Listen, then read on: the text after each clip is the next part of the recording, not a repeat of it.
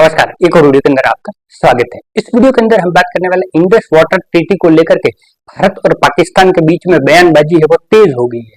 पहले बात करते हैं भारत के जल शक्ति मंत्री CR पाटिल ने यह बयान दिया है कि प्रधानमंत्री नरेंद्र मोदी और गृह मंत्री अमित शाह के निर्देशन में ये भारत पूरी कोशिश करेगा आने वाले सालों के अंदर एक बूंद का पानी भी पाकिस्तान के अंदर न जाए। उन्होंने ये बयान दिया है, मतलब जो सोच से भारत ये काम करने के अंदर लगा हुआ है कि एक बूंद भी सिंधु और उनकी सहायक नदियों का पानी है वो पाकिस्तान के अंदर नहीं जाना चाहिए। इससे संबंधित हमने पिछले दिनों वीडियो भी बनाया था, आप चाहे तो देख सकते हैं।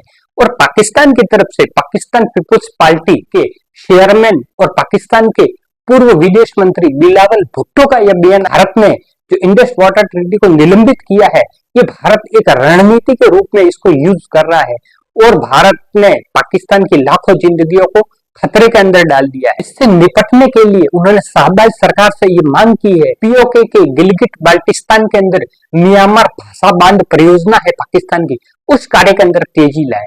ये म्यांमार भाषा बांध है वो गिलगिट बाल्टिस्तान के अंदर 2020 से इसका कार्य प्रगति पे है।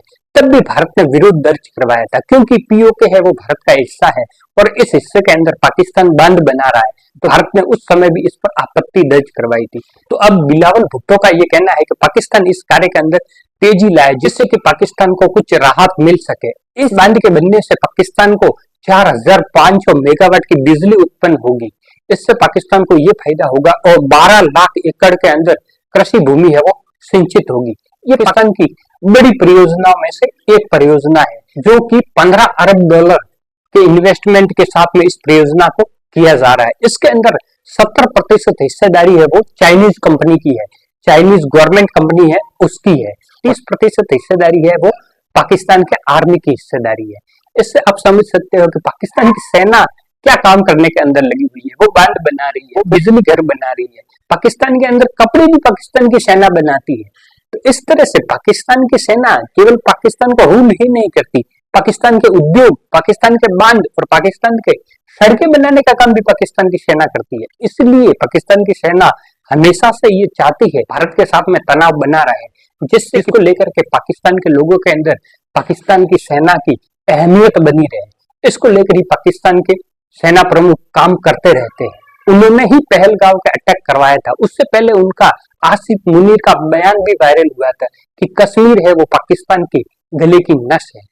इस तरह से पाकिस्तान की सेना भारत के खिलाफ में षड्यंत्र करती रहती है। उनको अपना धंधा चलाना है, अपना काम चलाना है। तो भारत ने भी जब पहलगाम का अटैक किया तो इंडस वाटर ट्रीटी को रिजेक्ट कर दिया। तो अब उसका परिणाम पाकिस्तान के सामने आने लगा है। भारत ने धीरे धीरे इस कार्य के अंदर तेजी लाई। कई पुराने प्रोजेक्ट जो अटके पड़े थे, भारत ने उन प्रोजेक्ट पर काम करना स्टार्ट किया और चेनाब, रावी जैसी नदियों का पूरी तरह से पानी रोकने के अंदर भारत कामयाब हो गया है। भारत के जल शक्ति मंत्री CR पाटिल का ये ताजा बयान है कि नरेंद्र मोदी और अमित शाह के नेतृत्व में भारत इस कार्य के अंदर तेजी से लगा हुआ है कि आने वाले सालों के अंदर पाकिस्तान के अंदर एक बूंद भी सिंधु और उसकी सहायक नदियों की न जा पाए। इस तरह से इस स्तर पर भारत काम कर रहा है और पाकिस्तान के लिए निश्चित रूप से सिंधु और उसकी सहायक नदियों का पानी भारत रोकने के अंदर कामयाब हो जाता है तो पाकिस्तान के संकट खड़ा होगा। पाकिस्तान की ज्यादातर सिंचित भूमि है वो सिंधु और उसकी सहायक नदियों से ही सिंचित होती है और पाकिस्तान के कई पन बिजली घर बने हुए हैं वो भी इन नदियों के ऊपर बने हुए हैं।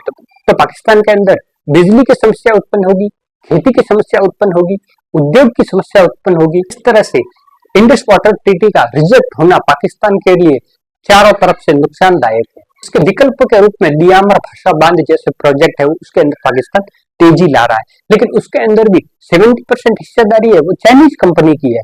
तो उसका भी फायदा पाकिस्तान के अवाम को मिलने वाला है नहीं, तो उसका लाभ है वो चाइनीज कंपनियां लेकर के जाएगी। अब चाइनीज कंपनियां है वो इस तरह से विदेशों के अंदर इन्वेस्टमेंट कर रही है, उसका मुनाफा है वो चाइना के अंदर लेके जाए। ये पिछले दिनों चाइना ने यूरोप के साथ में किया था और पाकिस्तान के अंदर चाइना ने इतना इन्वेस्टमेंट कर दिया है कि आधा पाकिस्तान है वो चाइना को बिक चुका है, ऐसी हालत हो गई है।